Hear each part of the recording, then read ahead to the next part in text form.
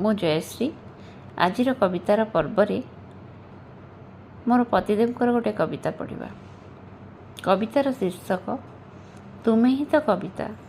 କବି ସ୍ୱସ୍ତିକ ଜେନା। ଅସୁମାରୀ ସ୍ୱପ୍ନର ମାୟାଜାଲରେ ବାଟବଣା ହୃଦୟରେ ମୋର ଯେବେ ଯେବେ ଆସିଛ ବନ୍ଧୁତାର ମୋହରମରା ପରିଚୟ ସାଥେ ହୃଦୟରେ ସାମାନ୍ୟ ସଙ୍କୋଚ ଆଉ ଆଶା ଆକାଂକ୍ଷା ଅବଶୋଷର ଅନ୍ତରାଳେ ପୂର୍ଣ୍ଣମୀର ଜୋଛନା ପରି ସ୍ନେହର ପ୍ରାଚୁର୍ଯ୍ୟ ନେଇ ଭରିଦେଇ ମନେ ମୋର ସାତସୁରର ସରଳତା ସାଜିଥିଲ ବନ୍ଧୁ ତୁମେ ଆବେଗରେ ଭରପୁର ଏକ ଅସଜଡ଼ା କବିତା।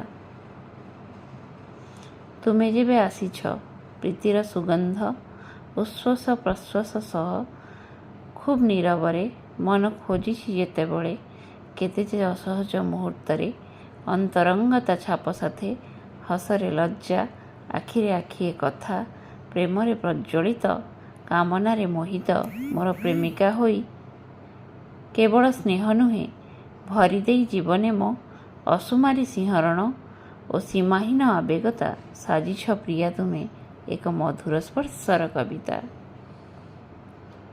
ଏବେ ଯେବେ ଝରା ସେଫାଳିର ମହମହ ବାସ୍ନାରେ ରାତ୍ରିର ଅନ୍ଧାର ନିଦ ବା ବିନିଦ୍ର ପ୍ରତୀକ୍ଷାରେ କେବେ କାମନାର ଜ୍ୱାଳାପୁଣି ପ୍ରେମଭରା ଅଦ୍ଭୁତ ସେ ସଙ୍ଗୀତର ମୂର୍ଚ୍ଛନାରେ କେବଳ ହୃଦୟରେ ନୁହେଁ ଜୀବନରେ ମୋର ଅନ୍ୟାୟସେ ଆସ ତୁମେ ପ୍ରତ୍ୟେକ ମୁହୂର୍ତ୍ତରେ ମୋର ସ୍ତ୍ରୀର ପରିଚୟରେ କେବଳ ପ୍ରେମ ବା ପ୍ରଣୟରେ ନୁହେଁ ବରଂ ଆଶା ଆକାଂକ୍ଷା ଓ ଆଶଙ୍କା ଭରା ଜୀବନେ ପ୍ରେରଣାର ଉତ୍ସ ସାଜିଛ ଆଉ ସମସ୍ତ ସଂଶୟରୁ ଊର୍ଦ୍ଧ୍ୱରେ ଭରିଦେଇ ଜୀବନେ ସାହସ ସାନ୍ତ୍ୱନା ଶକ୍ତି ପୁଣି ସ୍ନେହ ସଦିଚ୍ଛା ସହଯୋଗ ଓ ସହଭାଗିତା ସ୍ତ୍ରୀ ନୁହେଁ କେବଳ ସାଜିଛ ତୁମେ ଅତୀତ ବର୍ତ୍ତମାନ ଭବିଷ୍ୟତ ଆଉ ମୋ ହୃଦୟରେ ଜାଗ୍ରତ ସୌନ୍ଦର୍ଯ୍ୟର ଏକ ଜୀବନ୍ତ କବିତା।